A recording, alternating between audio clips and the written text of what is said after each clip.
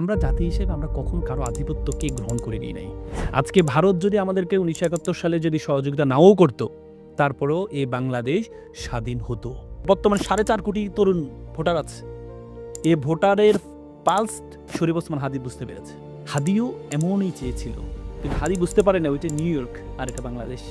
New ইয়র্কের আশেপাশে শত্রু দেশ নেই, আমাদের দেশে আশেপাশে শত্রু দেশ আছে।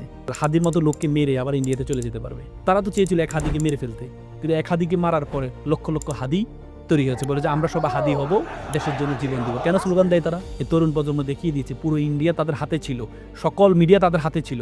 এরপরও শেখ হাসিনার ক্ষমতার যে পতনটা ঠেকাইতে পারে নাই। হাদি জানে বিপ্লব পরিপূর্ণ হয় নাই, যে সংস্কারগুলো আছে সংস্কারগুলোতে বাধা প্রদান করা হচ্ছে, বিপ্লব পরিপূর্ণ হচ্ছে না। হাদি জানে, এই জন্য হাদি ইনকলাব মঞ্চ তৈরি করেছে, সংগ্রাম মঞ্চ। বিপ্লবী হয়ে লাভ নেই, আপনি বিপ্লবী হয়েছেন ঘরে খাওয়ার নেই, এই বিপ্লবীর কোনো লাভ নেই। আমি এখনো পর্যন্ত এখানে ভোট দিতে পারিনি, জন্মের পর থেকে জাতীয় নির্বাচন ভোট দিতে পারিনি। তো এই আমার মতো এরকম কষ্ট শত শত লক্ষ লক্ষ তরুণের আছে। আমাদের রাসূল তো ভবিষ্যৎবাণী করেছেন, খোরাসাইন থেকে একটা কালো পতাকা বাহিয়ে এসে জেরুজালেম, বাইতুল মুকাদ্দাস, যেটি আমাদের প্রথম কাবা ছিল, সে মসজিদকে কি করবে? রক্ষা করবে। খোরাসাইন থেকে বলা হয়তো সেই খোরাসাইনটা হচ্ছে বর্তমানে ইরান সেভাবে তৈরি হয়েছে। ইরানের একটা শিশু আয়াতুল্লাহ খামিনির কাছে এসে, ইমাম আয়াতুল্লাহ খামিনির কাছে এসে বললো যে আপনি দোয়া করেন আমি যেন শহীদ হই। আয়াতুল্লাহ খামিনি বলেছেন, এ দোয়া আমি তো করবো, তুমি ৮০ বছর বাচ্চা তারপরে শহীদ হও। তার মানে কি?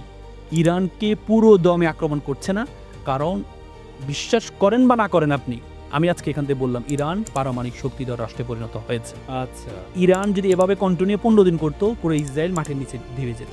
রাশিয়ার মতো এত বড় রাষ্ট্রকে আমরা পরাজিত করলাম, আমাদের পরাজয় কি করবে? আপনাদের পরাজয় হবে মুসলিম যুবকদের হাতে। প্রত্যেকে আপনি তরুণ প্রজন্মকে জিজ্ঞেস করেন যে তুমি কি নর্মাল মৃত্যু চাও নাকি শহীদ মৃত্যু চাও? প্রত্যেকে বলবে আমি শহীদ মৃত্যু চাই।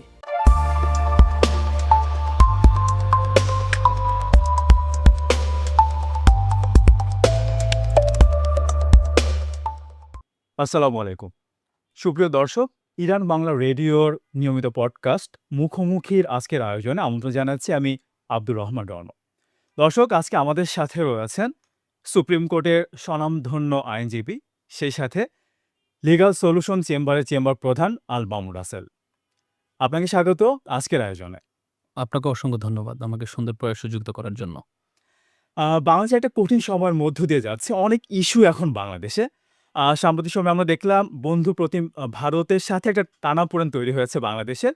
আমরা দেখলাম যে গত ১০ দিনে ২ বারের মতো তলব করা হয়েছে হাই কমিশনারকে ভারতে। কিভাবে দেখছেন? কেন এটা শুরু হলো আসলে?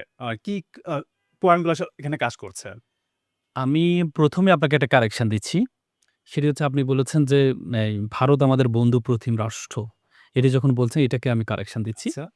দেখেন, যদিও ১৯৭১ সালে আমাদের স্বাধীনতার ক্ষেত্রে ভারত আমাদেরকে সহযোগিতা করেছে। কিন্তু এই যে সহযোগিতাটা আপনি যদি একটু দেখেন, সহযোগিতা কিভাবে করেছে? ৯ মাস আমরা যুদ্ধ করেছি।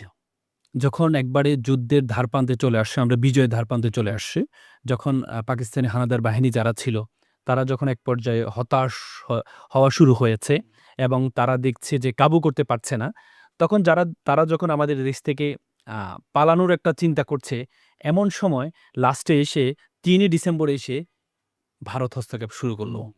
ভারত মানে আপনি একজনকে শুইয়ে দিলেন, আরেকজন এসে কিলাই দিল। অবস্থাটা এমন হইল। একদম। এমন হইল। জি। তার মানে আপনি কি মনে করেন ভারত যদি আমাদেরকে সহযোগিতা নাও করত, তারপরেও আমরা স্বাধীন হতাম। অবশ্যই। কারণ আমরা বাঙালি জাতি, বাংলাদেশী যারা, তাদেরকে আমাদেরকে বাতিসি বৃত্তি বলে। বাতিসি বৃত্তি মানে হচ্ছে যারা কারো আধিপত্যকে গ্রহণ করে নেয় না। এটা আপনি ঐতিহাসিকভাবে আপনি এটা পরীক্ষিত বিপ্লবী জাতি আসলে। পরীক্ষিত। এটা কিভাবে আপনি দেখেন, আপনি যত মোগল সম্রাট বলেন, যত আধিপত্য, যত বড়, বড় সাম্রাজ্য ভারতীয় উপমহাদেশে ছিল, আপনি দেখেন তারা যখন এই বাংলাকে স্বাধীন করত, স্বাধীন করে এসে দিল্লিতে যাওয়ার পথে শুনতো যে বাংলা আবার স্বাধীন হয়ে গেছে। জি। মানে তারা এটাকে দখল করে যখন কারো হাতে দিত, তখন ওরা দিল্লিতে ফেরত যেতে ৩ মাস ৩.৫ মাস লাগতো যেতে। শুনতো যে বাংলা আবার স্বাধীন হয়ে গেছে। তার মানে আমরা কখনো কারো আধিপত্যকে গ্রহণ করে নিই নাই। এবং আমাদেরকে বলে সুন্দরবনের গোল পাতার মতো। সুন্দরবনে একটা গাছ আছে দেখবেন আপনি, যে গাছটা ভূমিকম্প আসুক, জলোচ্ছ্বাস আসুক, ঝড় আসুক, নুয়ে যায়। নুয়ে যাওয়ার পর আবার জলোচ্ছ্বাস যখন চলে যায়, ঝড় যখন চলে যায়, তখন আবার কি? দাঁড়িয়ে যায়। তার মানে আমরা জাতি হিসেবে আমরা কখনো কারো আধিপত্যকে গ্রহণ করে নিই নাই। আজকে ভারত যদি আমাদেরকে ১৯৭১ সালে যদি সহযোগিতা নাও করত, তারপরেও এই বাংলাদেশ স্বাধীন হতো। কারণ আমরা ২৪ বছর পাকিস্তানের নিষ্পেষণ থেকে আমরা আমরা শিখেছি যে কিভাবে তারা 1952 সালে আমার ভাষা নিয়ে কথা বলেছে, আমরা জীবন দিয়েছি। তারপরে মানে 1971 সালে আমাদের সাথে বৈষম্য করেছে। আপনি মনে করেন এই ছাত্র সমাজকে দেখিয়ে দেয় নাই? ২,০০০ জীবন দিয়েছে শুধুমাত্র তার একটা স্বৈরশাসকের এগেইনস্টে দিয়েছে। যে তরুণ প্রজন্মকে আমরা বলতাম যে, যে তরুণ প্রজন্মকে আমরা বলতাম ফার্মের মুরগি। তারা PUBG খেলে, PUBG তে গুলি মারে, অন্যকে শত্রুকে ধ্বংস করে। সে তরুণ প্রজন্ম স্লোগান দিয়েছে, বুকের মধ্যে অনেক জ্বর, বুক পেতেছি গুলি কর। সে তরুণ প্রজন্ম দেশকে এই স্বৈরশাসন থেকে মুক্ত করে নাই? অবশ্যই। তার মানে ভারত যদি ওই সময় আমাদের করতো, নাও করতো, তারপরেও আমরা স্বাধীন হতাম। শুধুমাত্র ভারত তার লাস্টের ক্রেডিটটা নেওয়ার জন্য। কারণ ভারত-পাকিস্তান অনেকবার যুদ্ধ হয়েছে। তারা কখনো জিতে না। তখন তারা চিন্তা করলো এই বাংলাদেশীদের সহযোগিতায় যদি আমরা ভারত-পাকিস্তানের, যেমন আপনি দেখেছেন 16 ডিসেম্বর নরেন্দ্র মোদী নিজে বলল যে তাদের বিজয় দিবস। তাদের বিজয় দিবস। কেন তারা বিজয় দিবস করছে?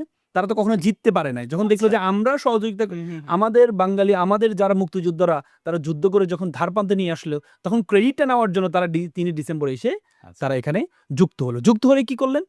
যুক্ত হয়ে কি করলেন? তারা তাদের ক্রেডিট, যখন দেখেন আপনার জেনারেল নিয়াজি যার কাছে এই করেছে এই যেন অরোরা যে ভারতের, কেন? আমাদের তো সর্বাধুনিক ওসমানী জেনারেল ওসমানী ছিল। তার কাছে কেন করেনি? মানে তারা তাদের ক্রেডিটটা নিতে চেয়েছে। আজকে দেখেন, আজকে ৫৪ বছর আমরা ভারত থেকে কি পেয়েছি? ৫৪ বছর তারা আজকে কেন খেপা জানেন? তারা এজন্য খেপা, কারণ তারা আপনি দেখেন তারা হচ্ছে আপনার সিকিমকে তারা দখল করে নিয়েছে, হায়দ্রাবাদকে তারা দখল করে নিয়েছে। কিন্তু পরবর্তীতে তারা চিন্তা করেছে, তাদের প্ল্যান ছিল আমাদের দেশটাকে দখল করা। কিন্তু আধুনিক যে সাম্রাজ্যবাদ, আধুনিক সাম্রাজ্যবাদের প্রক্রিয়াটা একটু ভিন্ন। কেমন? আগে সাম্রাজ্যবাদী আগ্রাসন ছিল হচ্ছে একটা দেশকে দখল করে নেওয়া। আর নতুন যে সাম্রাজ্যবাদের দেশকে দখল করে না। এটাকে বলে, যদি আমি একটা এক্সাম্পল দিই, যদিও এক্সাম্পলটা দেখতে একটু শুনতে একটু খারাপ দেখা যায়। এটাকে বলে প্রস্টিটিউট নীতির মতো। আচ্ছা, আচ্ছা। কেমন?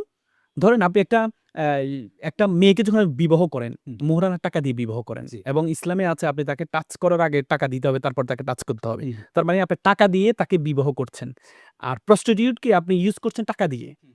তাহলে প্রস্টিটিউট আর বিবাহের মধ্যে পার্থক্য এক জায়গায়। প্রস্টিটিউটকে আপনি ইউজ করবেন টাকা দিয়ে, কিন্তু তার লায়াবিলিটি নিতে হবে না। আচ্ছা। আর বিবাহটা হচ্ছে আপনি তাকে ইউজ করবেন, কিন্তু তার লায়াবিলিটি আপনাকে নিতে হবে।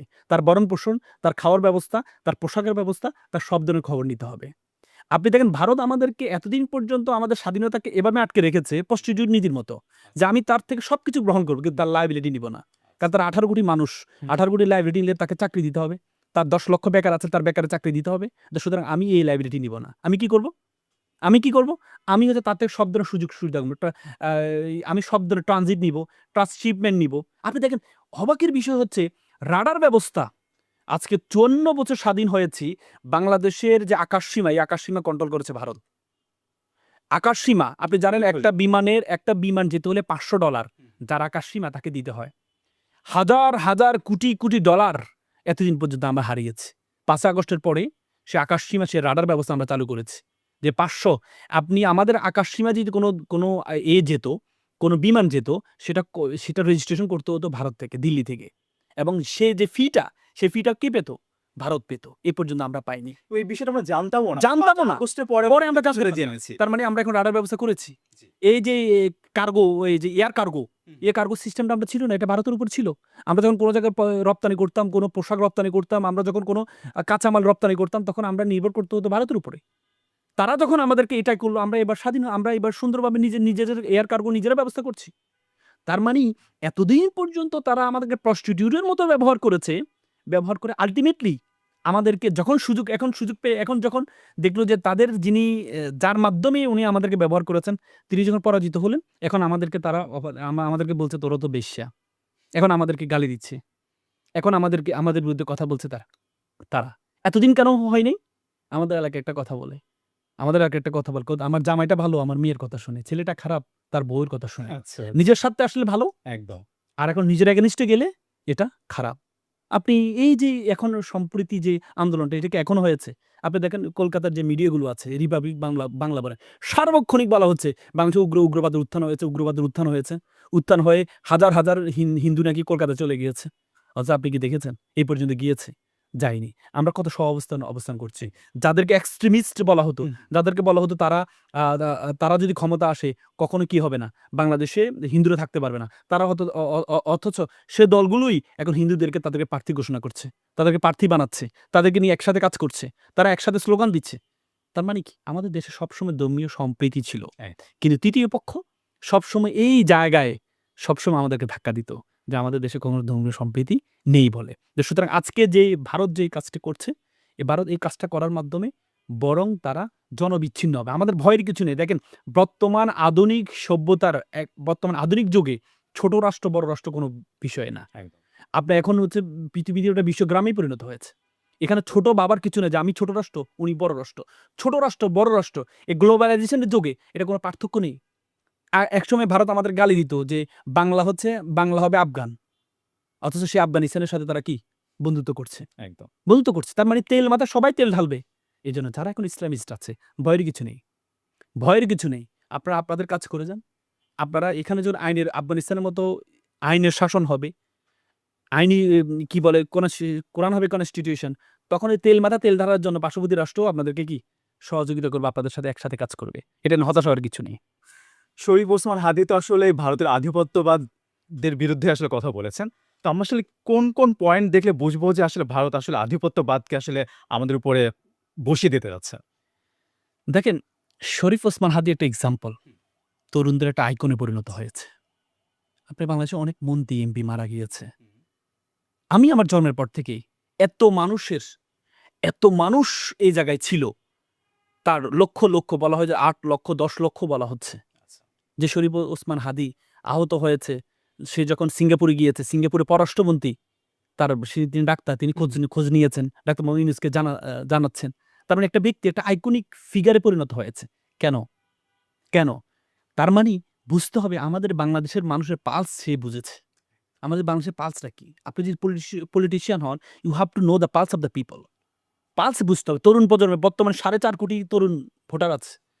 এ ভোটারের পালস শরীফ ওসমান হাদি বুঝতে পেরেছে।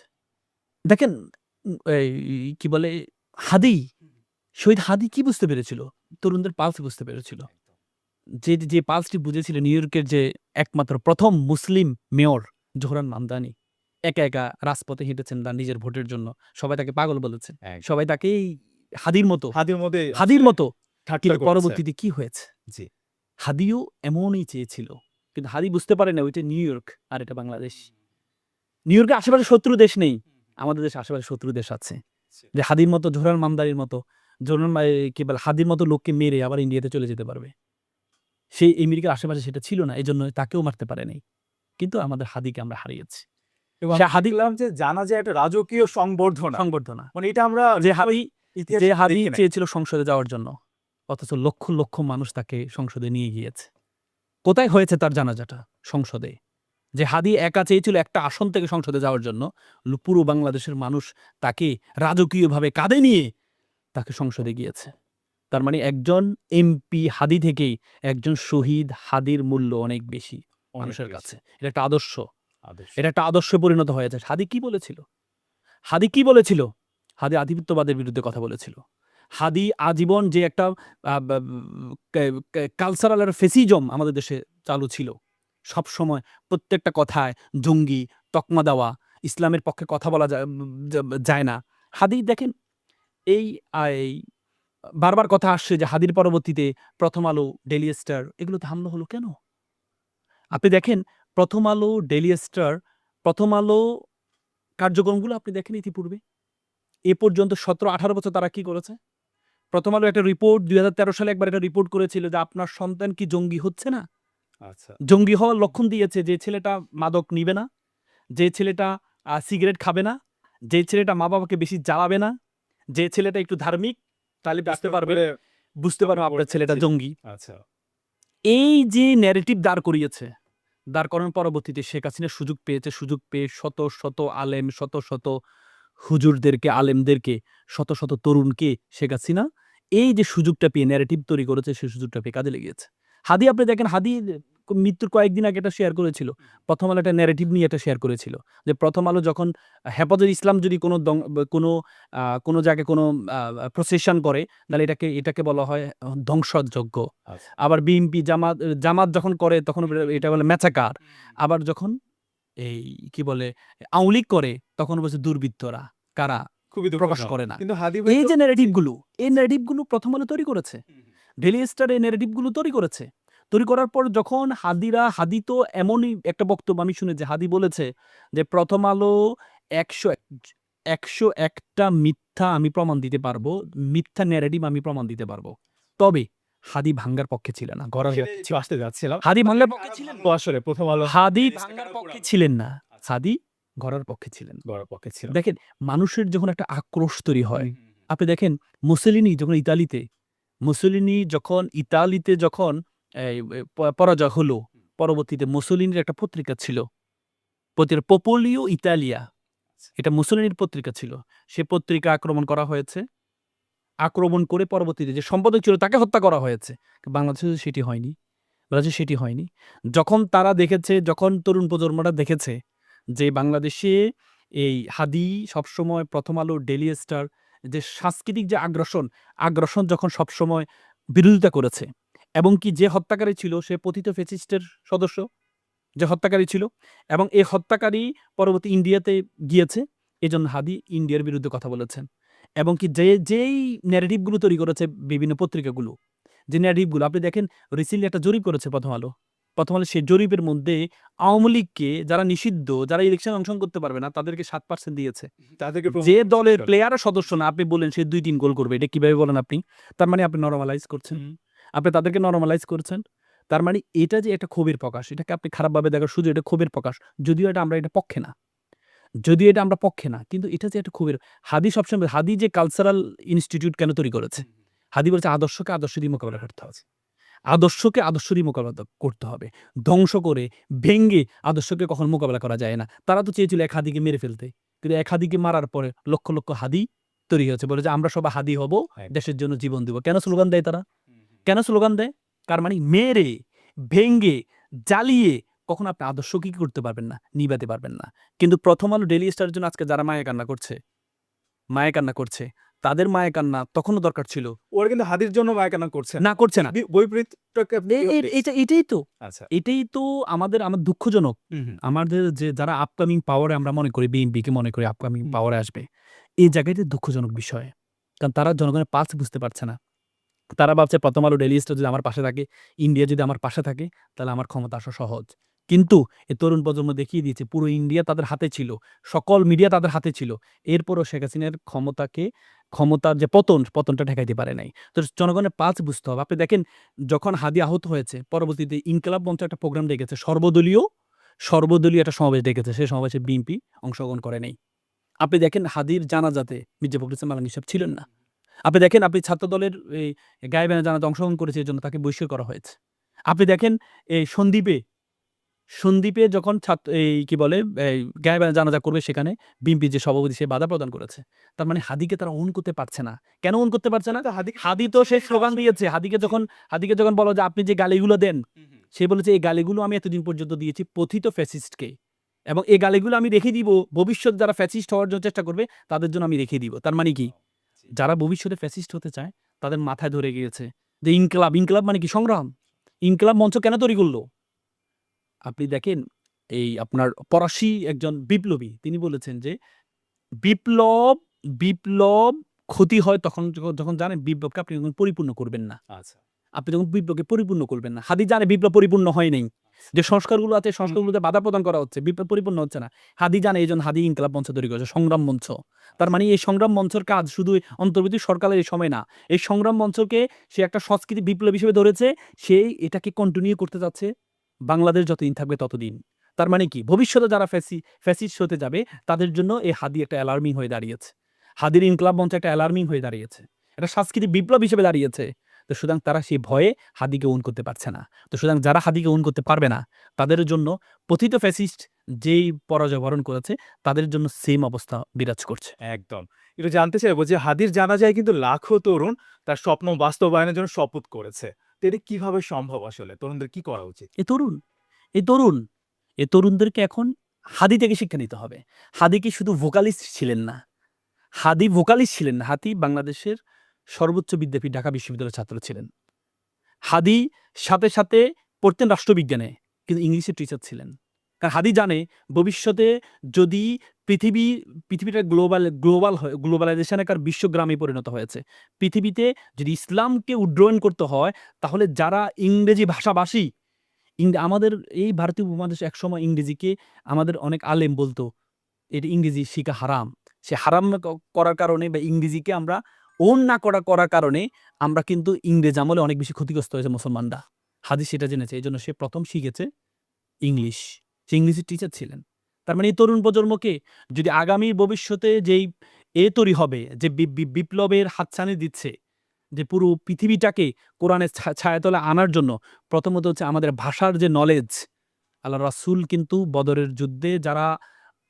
যুদ্ধে যখন যারা বন্দী হয়েছে তাদেরকে ভাষা শিখানোর বিনিময়ে তাদেরকে ছেড়ে দিয়েছে, মুক্তি করে দিয়েছেন।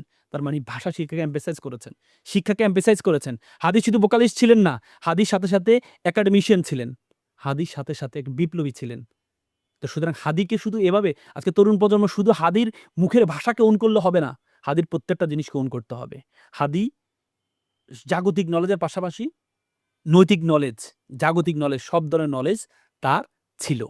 যে হাদী সবসময় মনের মধ্যে বলতো যে আমি শহীদ হব, আমি শহীদ হব। শহীদ হওয়ার ভালোবাসা, কল্পনা তার মধ্যে সবসময় কি লালন করে। সে হাদীকে যদি তরুণ প্রজন্ম যদি হাদীকে ওন করতে হয়, তাহলে তরুণ প্রজন্মকে সেই জাগতিক নলেজ অর্জন করতে হবে নৈতিক নলেজের পাশাপাশি। এজন্য আমি তরুণ প্রজন্মকে বলব, আজকে আপনাদের এই সুন্দর আয়োজন থেকে তরুণ প্রজন্মকে বলব, আগে বলা হতো it's time for GK, general knowledge. এখন বলা it's not time for GK, it's time for SK, special knowledge. আচ্ছা। স্পেশাল নলেজ, যারা সবকিছু জানে তাদের কোনো খাওয়া নেই। যারা একটা জিনিস ভালো করে জানে তাদের খাওয়া বেশি। দেখবেন আপনি একটা প্রাইমারি স্কুল শিক্ষক বেতন পায় কত? 20,000 টাকা। সব সাবজেক্ট পড়ায়। আর একটা কলেজ শিক্ষক একটা সাবজেক্ট পড়ায়, বেতন পায় 50,000 টাকা। তার মানে একটা জিনিসকে আপনাকে ভালোভাবে জানতে হবে। আজকে তরুণ প্রজন্মকে আগে বলতো নলেজ ইজ পাওয়ার, এখন বলে knowledge is powerless without skill. দক্ষতাবিহীন নলেজের কোনো ভ্যালু নেই। আজকে আমাদের তরুণদেরকে দক্ষতা অর্জন করতে হবে। সব ধরনের দক্ষতা। আপনার কমিউনিকেশন স্কিল, আপনার স্পিকিং স্কিল, আপনার হচ্ছে আইটি স্কিল, আপনার এআই যুগ। সামনে দেখবেন আপনার একটা জরিপে আসে, সামনে প্রায় 10 লক্ষ ড্রাইভার তার চাকরি হারাবে। কারণ এখন ড্রাইভারবিহীন বের হয়েছে। সামনে 10 লক্ষ একটা জরিপে, আমেরিকার একটা জরিপে আসে, ব্যাংকার তার চাকরি হারাবে। একটা ব্যাংকে কর্মকর্তা থাকবে মাত্র 2 জন 3 জন। সব এআই হয়ে যাবে। শিক্ষক তার 15 লক্ষ শিক্ষক তার চাকরি হারাবে। আপনি দেখেছেন কেরালাতে এখন এআই শিক্ষকের ক্লাস নেয়। তার মানে এই তরুণ প্রজন্মকে যদি দক্ষতা অর্জন করতে না পারে, তাহলে তরুণ প্রজন্ম আল্টিমেটলি বিপ্লবী হয়ে কোনো লাভ নেই। বিপ্লবী হয়ে লাভ নেই। আপনি বিপ্লবী হয়েছেন, ঘরে খাওয়ার নেই, এই বিপ্লবীর কোনো লাভ নেই। এজন্য আল্লাহ তাআলা কোরআনে বলেছে রাব্বানা আতিনা ফিদ দুনিয়া হাসানাতাও, প্রথমে দুনিয়া হাসানা কথা বলেছে, ওয়া ফিল আখিরাতি হাসানাতাও। আগে দুনিয়ার হাসানা, তারপর আখিরাতের হাসানা। দুনিয়া ছাড়া আখিরাত করলে হবে না। ওইদিন আমার কাছে একজন লোক আসছে, সে খুব বিপ্লবী। আমাকে বলছে আমাকে একটু পরামর্শ দেন। আমি বলছি আপনি কি করেন? ভাইয়া পড়াশোনা কিছু করি না। কিছু করেন না? কিছু করেন না আপনার বিপ্লবী? বলে পড়াশোনা? বলছে ভাই পড়াশোনা ছেড়ে দিয়েছি। কিছু করেন? চাকরি করেন না। আমি বললাম আপনি আমার থেকে পরামর্শ নেওয়ার আগে কিছু করবেন? কিছু করবেন? আমার তো ফ্যামিলির এত টাকা পয়সার সমস্যা নেই। না, আপনার কিছু করতে হবে। আপনার মাটির পায়ের নিচে মাটি, এটা আপনার। ইসলাম আপনাকে আগে দুনিয়াকে নিশ্চিত করতে হবে।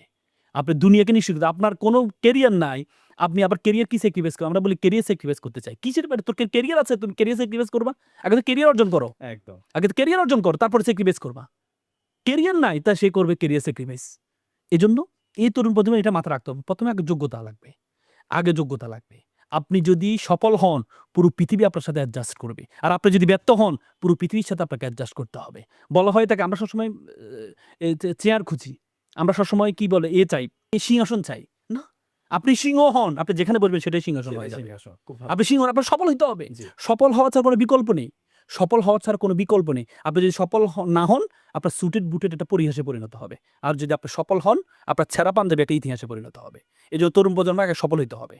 সফল হওয়ার পর তারপরে বাকি জিনিস কাজ করতে হবে। আগে নিজে কিছু করতে হবে, তারপরে অন্যকে পথ দেখাইতে হবে। খুবই ভালো বলেছেন। একটু নির্বাচন নিয়ে জানতে চাই। আগামী ১২ই ফেব্রুয়ারি নির্বাচন হতে যাচ্ছে। প্রধান উপদেষ্টা বলছেন যে আ এমন একটা নির্বাচন হবে যেটা কখনো এর আগে হয়নি। আ আপনি কি মনে করছেন আসলে? কি হতে পারে? আমি মনে করি এবারের নির্বাচনটা আগামী বাংলাদেশ কিভাবে চলবে, আচ্ছা। আগামী বাংলাদেশ কোন দিকে যাবে, আমরা ২৪ বছর পাকিস্তানের নিষ্পেষণ থেকে নিজেকে রক্ষা করেছি ৭১ এর মাধ্যমে। আর ৭১ পরবর্তী ৫৪ বছরের নিষ্পেষণ থেকে আমরা রক্ষা পেয়েছি ২৪শে জুলাইয়ের মাধ্যমে। তো সুতরাং এবার কোনো ভারততন্ত্র, পাকিস্তানতন্ত্র সব তন্ত্র বাদ দিয়ে বাংলাদেশ তন্ত্র। এবারের যে জুলাই অভ্যুত্থান হয়েছে, জুলাই বিপ্লব হয়েছে, এটা বিএনপিকে জিতানোর জন্য না, জামাতকে জিতানোর জন্য না, এনসিপিকে জিতানোর জন্য না, বাংলাদেশকে জিতানোর জন্য। এখনই সময় বাংলাদেশকে জিতানো। আর বাংলাদেশকে জিতানোর জন্য আগে সবসময় আমাদের ইলেকশন ইঞ্জিনিয়ারিং করা হতো। পার্শ্ববর্তী আগে নির্ধারণ করতো ওয়াশিংটন কি বলে, আগে নির্ধারণ করা হতো বেইজিং কি বলে, আগে নির্ধারণ করা হতো আমাদের দিল্লি কি বলে। এখন কোনো দিল্লি, কোনো বেইজিং, কোনো ওয়াশিংটন। এখন বাংলাদেশের ভাগ্য বাংলাদেশকে নির্ধারণ করতে হবে। সেজন্য আগামী নির্বাচনটা খুবই গুরুত্বপূর্ণ। এই নির্বাচনে প্রত্যেকের জায়গা থেকে আমরা যারা আছি প্রত্যেক তরুণ প্রজন্মকে একজন ভ্যানগার্ডের ভূমিকা পালন করতে হবে। প্রত্যেককে যেন আমাদের মত প্রকাশের স্বাধীনতা আমরা পাই। আমরা আমাদের ভোট দিতে পারি। আমি এখনো পর্যন্ত ভোট দিতে পারিনি জন্মের পর থেকে। জাতীয় নির্বাচনে ভোট দিতে পারিনি। তো এই আমার মতো এরকম কষ্ট শত লক্ষ তরুণের আছে। সে তরুণরা এবার ভোট দিবে। যাকে সে ভোট দিবে তিনিই হবেন আগামীর বাংলাদেশকে নেতৃত্ব দিবেন। আমরা সেটার প্রত্যাশা করি এবং তাদের হাত ধরে একটা সুন্দর বাংলাদেশ আমরা দেখব। একটু বৈশ্বিক পরিস্থিতি নিয়ে একটু আলোচনা করতে চাই। আমরা জানি যে গাজাতে যুদ্ধবিরতি চলছে। তারপরেও আমরা দেখতে পাচ্ছি সেখানে বিমান হামলা হচ্ছে, আ অনেক শিশু মারা যাচ্ছে, নারী মারা যাচ্ছে। মানে এই বিষয়টিকে আপনি কিভাবে দেখেন? দেখেন, গাজাটা আমাদের এটা মানে চেতনার না। গাজা আমাদের এখন একটা আপনি দেখেছেন পৃথিবীর ইতিহাসে সংক্ষিপ্ত সবচেয়ে সংক্ষিপ্ত আপনার এই খুতবা ছিল ৩০ সেকেন্ডের খুতবা। সেটি ফিলিস্তিনে গাজাতে বসে ইমাম দাঁড়িয়েছেন। ইমাম দাঁড়িয়ে বললেন যে ৩০,০০০ মানুষ শহীদ হয়েছে, ৬০,০০০ আহত হয়েছে, ২৩ লক্ষ বাসস্থান হওয়ার পরেও যদি মুসলমানদের মধ্যে যদি কোনো চেতনা, কোনো জাগ্রত না হয়, তাহলে আর কিছু করার নাই বলে সে নামাজে দাঁড়িয়েছেন। মাত্র ৩০ সেকেন্ড। পুরো পৃথিবীকে নাড়িয়ে দিয়েছে মাত্র ৩০ সেকেন্ডে তার এই খুতবাটা। পৃথিবী ইতিহাসে সবচেয়ে সংক্ষিপ্ত, সবচেয়ে তথ্যবহুল এবং সবচেয়ে ইফেক্টিভ খুতবা ছিল সেটি। এরপরও যদি আপনার চেতনা জাগ্রত হয়, আপনি দেখেন যতবার কি ইসরায়েলের উপর আক্রমণ হয়েছে, ততবার মুসলিম রাষ্ট্রগুলো তাকে সহযোগিতা করেছে। জর্ডান বড় এগুলো ঠেকিয়েছে। বড় জায়গাগুলো ঠেকিয়েছে। ইরান থেকে যখন আক্রমণ করা ঠেকিয়েছে। তার মুসলমানদের ক্ষতি করছে। আজকে গাজা আমাদের রাসূল তো ভবিষ্যদ্বাণী করেছেন। খোরাসাইন থেকে একটা কালো পতাকাবাহী এসে জেরুজালেম, যেটি আমাদের বাইতুল মুকাদ্দাস, যেটি আমাদের প্রথম কাবা ছিল, সেই মসজিদকে কি করবে? রক্ষা করবে খোরাসাইন থেকে। বলা হয় সেই খোরাসাইনটা হচ্ছে বর্তমানে ইরানে। এই কালো পতাকা, এরা তো যারা ওয়েস্টার্ন, পশ্চিমারা এটাকে গবেষণা করেছে। তারা জানে কালো পতাকাবাহী ভবিষ্যতে একজন আসবে। এজন্য কালো পতাকায় তারা কি করেছে? মিডিয়া ন্যারেটিভ দিয়ে তারা কালো পতাকাকে খারাপে আইএস তৈরি করে, আইএস এর মাধ্যমে কালো পতাকায় বাংলাদেশে আপনি দেখেন একটা কালো পতাকা নিয়ে আপনি একটু হাঁটেন তো। একটা কালো পতাকা লা ইলাহা ইল্লাল্লাহ মুহাম্মাদুর রাসূলুল্লাহ নিয়ে আপনি হাঁটেন তো। যে কেউ এসে আপনাকে ধরবে, এই আপনি কোথায় যাচ্ছেন। তার মানে অথচ এটা আমাদের রাসূলের ভবিষ্যদ্বাণী। কিন্তু এটিকে নেগেটিভ করা হয়েছে। কিভাবে? এটাকে বলে মিডিয়া আগ্রাসন।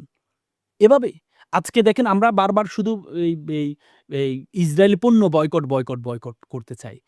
এই পাগলামি চিন্তা করে কোনো লাভ হবে না। একটা পণ্য বয়কটে তাদের কিচ্ছু যায় আসে না। কারণ এখন প্রত্যেকটা কোম্পানি পাবলিক কোম্পানিতে পরিণত হয়েছে। এখন আপনি যা কিছু ইউজ করেন প্রত্যেকটা ইউজে তাদের শেয়ার আছে। আপনি এসব বয়কট দিয়ে কাজ হবে না। ইতিহাস বয়কট দিয়ে হবে না। মুসলমান যারা আছে তাদেরকে তৈরি করতে হবে। বয়কট দিয়ে লাভ হবে না। আজকে Facebook, আমরা বলি যে Facebook, আমি একটা বক্তব্য দিই। আমার বক্তব্যটা কি? তারা কমিউনিটি ভায়োলেন্স বলে আমাকে এটা কেড়ে দিচ্ছে। তার মানে আপনাকে বিপরীতে Facebook তৈরি করতে হবে। YouTube তৈরি করতে হবে। আপনি যদি সেটি তৈরি করতে না পারেন, শুধু বয়কট দিয়ে কোনো কিচ্ছু হবে না তাদের। কোনো কিচ্ছু হবে না। এজন্য যোগ্যতা লাগবে। যোগ্যতা ছাড়া এই বর্তমান যে আগ্রাসনতে মোকাবেলা যাবে না। আজকে যে গাজার অবস্থা আপনি দেখেন যে প্রায় এই যে সর্বশেষ অক্টোবরে তারা যুদ্ধবিরতিতে গিয়েছে। যুদ্ধবিরতি গিয়ে প্রায় ৭৭৫ বার তারা যুদ্ধবিরতির লঙ্ঘন করেছে।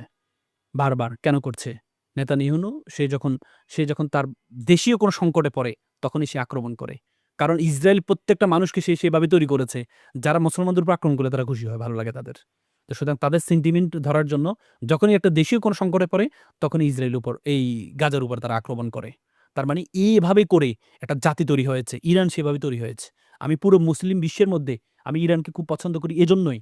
ইরান সেভাবে তৈরি হয়েছে। ইরানের একটা শিশু আয়াতুল্লাহ খামিনির কাছে এসে ইমাম আয়াতুল্লাহ খামিনির কাছে এসে বলল যে, "আপনি দোয়া করেন আমি যেন শহীদ হই।" আয়াতুল্লাহ খামিনি বলেছেন, "এ দোয়া আমি তো করব না। তুমি ৮০ বছর বাঁচছো তারপরে শহীদ হও।" তার মানে ইরানে একটা শিশু শহীদ হওয়ার জন্য তৈরি হয়েছে। এবং একটা ইরানের শিশু জি, একটা শিশু যেখানে শহীদ হওয়ার জন্য তৈরি হয়েছে, সে যেভাবে জাতি তৈরি হয়েছে, সেভাবে ইরান যদি পারে, তাহলে আমরা কেন পারব না? অবশ্যই। এবং ইরানেও আমরা দেখলাম যে ইসরায়েল আগ্রাসন চালিয়েছিল এবং সেখানে কিন্তু ইরান শক্ত জবাব দিয়েছে এবং গণমাধ্যমে বলা হচ্ছে যে আবারও একটা যুদ্ধ লাগতে পারে। তো সেক্ষেত্রে ইরানের পার্লামেন্ট বলছে যে যদি এবার যুদ্ধ লাগে, আমেরিকা যদি সাহায্য না করে ১ সপ্তাহের বেশি টিকতে পারবে না। কিভাবে দেখেন বিষয়টিকে? পৃথিবীটা হচ্ছে বলা হয় শক্তের বক্ত নরমের চর। চরমে চ ইয়েস। পৃথিবী মনে রাখবেন, পৃথিবীতে যারা পারমাণবিক শক্তিধর রাষ্ট্র, তারা কখনো আক্রান্ত হবে না। যদি আক্রান্ত হয়, আক্রমণের জায়গাটা হবে লিমিটের মধ্যে। আক্রমণ করবে সেটা বলে দিবে। আপনি দেখেন ভারত পাকিস্তান মাঝে মধ্যে যুদ্ধ হয় না? রিসেন্টলি একটা যুদ্ধ হইছে। ভারতে কোথায় আক্রমণ করবে পাকিস্তান সেটা বলে দিচ্ছে। পাকিস্তান কোথায় আক্রমণ করবে ভারতকে বলে দিচ্ছে আপনারা সরাই ফেলেন। আপনি দেখেন ইরানের উপরে যখন আমেরিকা যখন তাদের সবচেয়ে পাওয়ারফুল বোমারু যে এটা পাঠাইলো, আগেও বলে দিচ্ছে যে আমরা ওখানে কি করব? আক্রমণ করব। মানে তার মানে তোমাদের পারমাণবিক সবকিছু সরাও। কেন? কেন? এরপর ইরান কি করেছে? কাতারে আক্রমণ করেছে। কাতারে আক্রমণ করেছে। মিডল ইস্টের সবচেয়ে বড় ঘাঁটি হচ্ছে কাতার। কাতার হচ্ছে তাদের আমেরিকার এই মধ্যপ্রাচ্যের কলিজা বলা হয়। সে কলিজা আক্রমণ করেছে। এর বিপরীতে কি হয়েছে? কিছু হয়। কিছুই হয়নি। তার মানে কি? ইরানকে পুরো দমে আক্রমণ করছে না। কারণ বিশ্বাস করেন বা না করেন আপনি, আমি আজকে এখান থেকে বললাম ইরান পারমাণবিক শক্তিধর রাষ্ট্রে পরিণত হয়েছে। আচ্ছা, কেউ আচ্ছা। বিশ্বাস করুক বা না করুক। আপনি জানেন বাংলাদেশ পৃথিবীতে ৯ টি দেশ পারমাণবিক শক্তিধর। তার মধ্যে একটি দেশ হচ্ছে অঘোষিত ইসরাইল। ইসরায়েল এখনো পর্যন্ত স্বীকার করে না তারা পারমাণবিক শক্তিধর রাষ্ট্র। কেন? আমরা কিভাবে জানলাম? ইসরায়েল একজন গোয়েন্দা সে আমেরিকা পালায় গিয়ে পরে হচ্ছে সে প্রকাশ করেছে যে ইরান ইসরায়েল পারমাণবিক শক্তিধর। পৃথিবীর অনেক দেশ আছে পারমাণবিক শক্তি অংশগ্রহণ করেছে কিন্তু তারা কখনো বলে না। আচ্ছা। আগে বলতো, এখন বলে না। দু দ স্ট্র্যাটেজি। এটা তার মানে আপনার ইরানের উপর আক্রমণ হচ্ছে না কেন?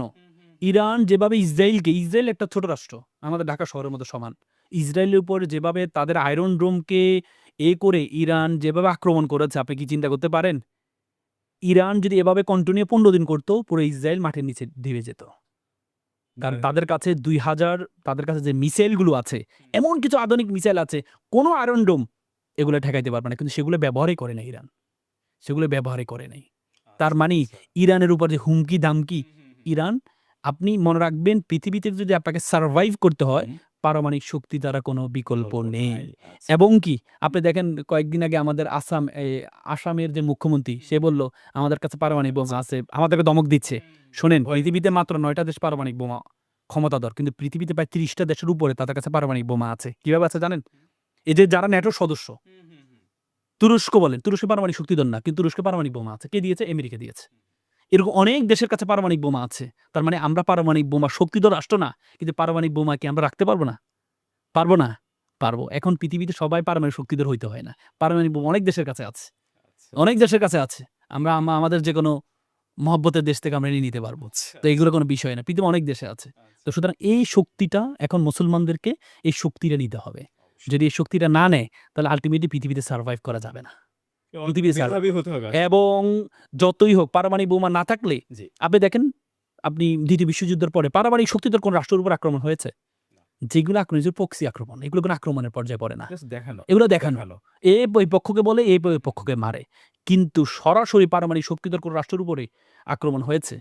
যদি আক্রমণ হইতো তাহলে ১ম কোন কোরিয়া আক্রান্ত হইতো? উত্তর কোরিয়া আক্রান্ত হইতো জি। ১ম। তার মানে সেটাই। এগুলো বলে লাভ নাই। তো সুতরাং এই জায়গা থেকে আমাদেরকে সেই যোগ্যতাটা অর্জন করতে হবে। আচ্ছা, অবশ্যই। এবং পৃথিবীতে ২০০ কোটি মুসলমান।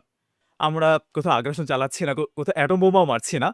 তারপর আমরা দেখতে পাচ্ছি হিন্দু বলি, খ্রিস্টান বলি, ইহুদি বলি সবাই মুসলমানদের শত্রু। তারা এক হয়ে মুসলমানকে আসলে পরাজিত করতে যাচ্ছে। এই বিষয়টিকে আপনি কিভাবে দেখেন? কেন জানেন? পৃথিবীর সবচেয়ে শক্তিধর রাষ্ট্র কে? আমেরিকা। তার আগে সুপার পাওয়ার কে ছিল? Soviet union. ৭০ দশকে যখন সোভিয়েত ইউনিয়ন কোল্ড ওয়ার এর মাধ্যমে যখন এই রাশিয়ার পতন হলো, তখন আমেরিকার একজন অ্যা এই কি বলে দার্শনিক ছিলেন, রাষ্ট্রবিজ্ঞানী স্যামুয়েল হান্টিংটন। তিনি একটা বই আছে উনার 'ক্লাশ অফ সিভিলাইজেশন' এই বইটা আপনি পড়ে দেখবেন, ক্লাশ অফ সিভিলাইজেশন। সেখানে তিনি বলেছেন, তিনি মন খারাপ, সবাই আনন্দ করছে আমেরিকা যে আমরা রাশিয়ার মতো সোভিয়েত ইউনিয়নকে পরাজিত করেছে। পৃথিবীর ১/৮ বলা হয় রাশিয়াকে। পৃথিবীর সবচেয়ে বড় রাষ্ট্র, মানে পৃথিবীর আয়তনে ১/৮ রাশিয়া। সে এত বড় রাষ্ট্রকে পতন করার পরে তারা আনন্দ করছে আমেরিকা। তখন হান্টিংটন বলছে যে আপনাদের পরাজিত, আমাদের পরাজয় হবে। কি আমাদের পরাজয় হবে? রাশিয়ার মতো এত বড় রাষ্ট্রকে আমরা পরাজিত করলাম, আমাদের পরাজয় কি করবে? বলছে, তো আপনাদের পরাজয় হবে মুসলিম যুবকদের হাতে। তখন তারা বলে, মুসলিম যুবকদের হাতে আমাদের পরাজয় হবে? তখন তারা ২ টা থিওরি গ্রহণ করে। একটা থিওরি হচ্ছে কাঁটা দিয়ে কাটা ফোয়া। কাঁটা দিয়ে কাটা ফোয়া। আরেকটা হচ্ছে তরুণ প্রজন্মকে চরিত্র নষ্ট করে দেওয়া। আচ্ছা। মুসলিম তরুণ প্রজন্মকে। কাঁটা দিয়ে কাটা ফোয়া কেমন? কাঁটা দিয়ে কাটা মুসলিম দিয়ে মুসলমানকে ধ্বংস করা।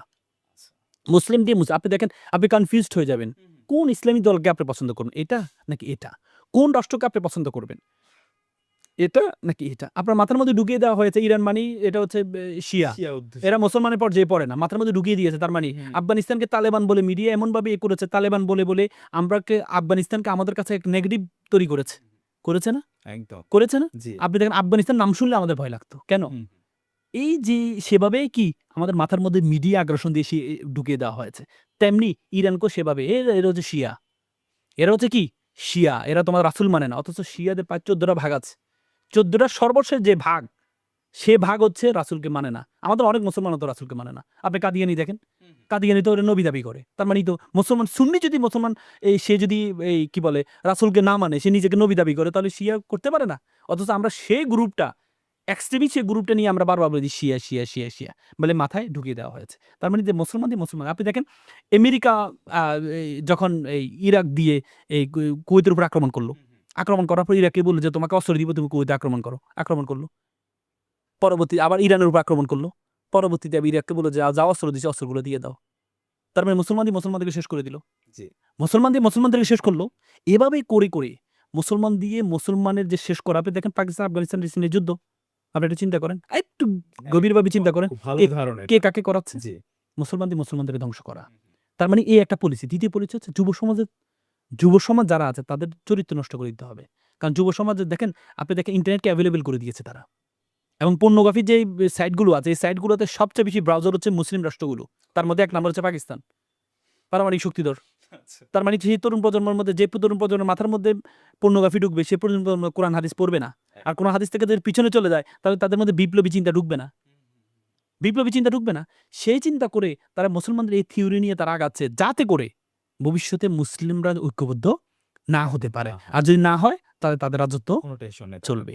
একদম শেষ পর্যায়ে ছোট করে জানবো যে এত বিরোধিতার পরেও কিন্তু আমরা দেখতে পাচ্ছি মুসলিমের সংখ্যা কিন্তু বাড়ছে। বিশেষ করে ইউরোপ, আমেরিকাতেও কিন্তু বাড়ছে। এটিকে আপনি কিভাবে দেখছেন? এটার দায়িত্ব তো আল্লাহ তাআলা নিজেই নিয়েছে। আচ্ছা, আলহামদুলিল্লাহ। রাজ্য যার, শাসন চলবে তার। আল্লাহ কোরআনে বলছে, ওয়া মাকারু আল্লাহু খায়রুল মাকিরিন। তুমি যত বড় ষড়যন্ত্রকারী হও, আল্লাহ তো কম না। আল্লাহু আকবার। তারা যত ষড়যন্ত্র করুক। কিন্তু আল্লাহ যেটি করেছে, আল্লাহ রাসূল যে ভবিষ্যদ্বাণী করেছেন, যে খোরাসান থেকে একজন আসবে, তারা এসে এভাবে আবার জেরুজালেমকে করবে। তার মানে এগুলো তো মিথ্যা হবে না। তার মানে আল্লাহ তো দায়িত্ব নিয়েছেন। আমাদের কাজ কি? আমাদের কাজ হচ্ছে আমরা চেষ্টা করে যাব। আমরা তো আল্লাহ থেকে টেন্ডার নিই নাই যে বাস্তবায়ন করব। আমাদের কাজ হচ্ছে, আল্লাহ আমাদেরকে জিজ্ঞেস করবে না তোমরা কেন আমার আইন বাস্তবায়ন করো নাই? আল্লাহ বলবে তুমি চেষ্টা করো নাই কেন? চেষ্টার কথা সাহস করে দাও। আমাদের দায়িত্ব হচ্ছে কি? চেষ্টা করা। চেষ্টা জোর করে। আচ্ছা। কারণ শরীয়তে আছে লা ইকরাহা ফিদ্দিন। দিনে বেড়ে বাড়াবাড়ি করা যাবে না। আমরা বাড়াবাড়ি করব না। এই যে বোমা মেরে, এই যে জঙ্গির উত্থান হয়েছিল মাঝে মধ্যে, বোমা মেরে ইসলামী স্টেট কায়েম করব, নো, এটা ইসলাম কখনো সাপোর্ট করে না। যেখানে কোরআনে বলা আছে একজন মানুষকে, নিরাপদ মানুষকে যদি আপনি হত্যা করেন, পুরো মানব জাতিকে হত্যা করা হবে।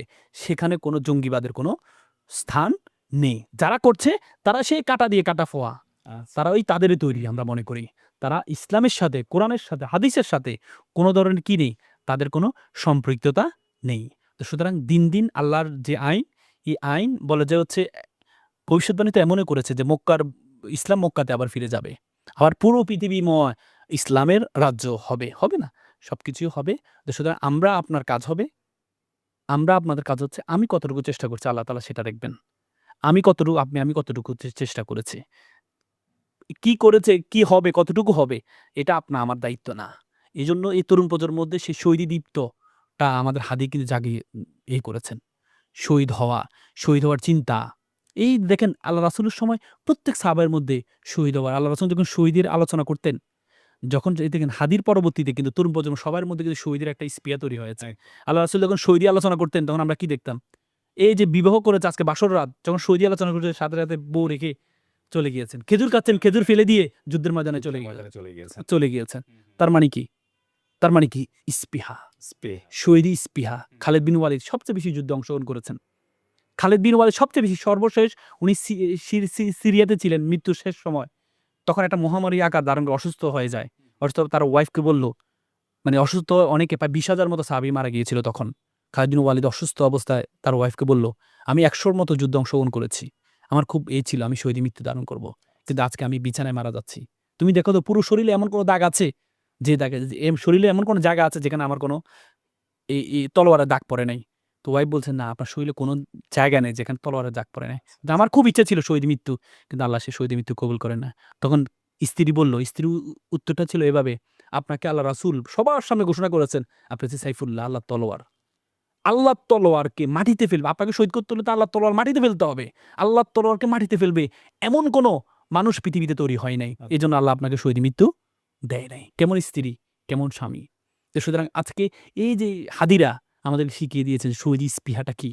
প্রত্যেকে আপনি তরুণ প্রজন্মকে জিজ্ঞেস করেন যে, "তুমি কি নরমাল মৃত্যু চাও নাকি শহীদ মৃত্যু চাও?" প্রত্যেকে বলবে, "আমি শহীদ মৃত্যু চাই।" তো সুতরাং হাদি থেকে আমাদেরকে শিক্ষা গ্রহণ করতে হবে। হাদি থেকে আপনি যেন উহুদ যুদ্ধে যখন আল্লাহ রাসূল শেষ দিকে আল্লাহ রাসূল আহত হয়েছেন। আহত হয়েছেন। সবাই এটা রিউমার ছড়িয়ে গেছে যে আল্লাহ রাসূল শহীদ হয়েছেন, মারা গিয়েছেন। তখন একজন সাহাবী ছিল আনাস ইবনে নদর রাদিয়াল্লাহু তাআলা আনহু। আনাস ইবনে নদর রাদিয়াল্লাহু তাআলা আনহু গিয়ে বলল যে, "আল্লাহ রাসূল শহীদ হয়েছেন। তোমরা এখানে বসে আছো কেন?" আল্লাহ রাসূল শহীদে আমাদের কি শিখিয়েছেন? আল্লাহ রাসূল বলেছেন, "সত্যকে উড্ডলন করতে হবে। আচ্ছা। তাড়ায় থাকতে হবে। আমরা এখানে বসে থেকে লাভ নাই।" আল্লাহ রাসূল যে আদর্শের জন্য শহীদ হয়েছেন, আমাদেরকে সেই জীবনটা দিতে হবে। তিনি গিয়েছেন। পরবর্তী শহীদ হয়েছেন এবং দেখা গিয়েছে ৮০ টা তলোয়ারে আঘাত উনার শরীরে পাওয়া গিয়েছে। তার মানে কি? একবার তলোয়ার মেরেছে, আবার দাঁড়িয়েছে। আবার তলোয়ার মেরেছে, আবার দাঁড়িয়েছে। এই যে স্পৃহা আজকে হাদী আমাদেরকে শিখিয়ে দিয়েছে। এক হাদী শহীদ হয়েছে। হাদী আমাদেরকে শিখিয়ে দিয়েছে যে শাহাদাত হচ্ছে স্পৃহা আমাদের মধ্যে থাকতে হবে। ৮০ টা তলোয়ার যদি একজন সাহাবী নিতে পারে শুধুমাত্র হাদীর আল্লাহর রাসূলের আদর্শ থেকে, তো সুতরাং হাদী আমাদেরকে সেই আদর্শটা শিখিয়ে গিয়েছেন যে আমরা হাজারো নিবো, কিন্তু আমরা এই আধিপত্যবাদ বিরোধী এবং ইসলামকে উড্ডয়ন করার জন্য আমরা এগিয়ে যাব। আপনার কথাগুলো শুনতে, শুনতে গায়ের লোম দাঁড়িয়ে গেছে। আমরা আশা করব সত্যের বিজয় হবে, হাদীদের বিজয় হবে, বাংলাদেশের বিজয় হবে। আপনাকে অনেক ধন্যবাদ আমাদেরকে সময় দেওয়ার জন্য। আপনাদেরকে অসংখ্য ধন্যবাদ। দেখো দর্শক, এতক্ষণ ইরান রেডিও বাংলার অনুষ্ঠান মুখোমুখিতে আমরা ছিলাম। আমরা অনেক কিছু জানলাম। আমরা একটা নতুন বাংলাদেশ গড়ব সেই প্রত্যয় নিয়ে শেষ করছি। সকলকে অনেক ধন্যবাদ।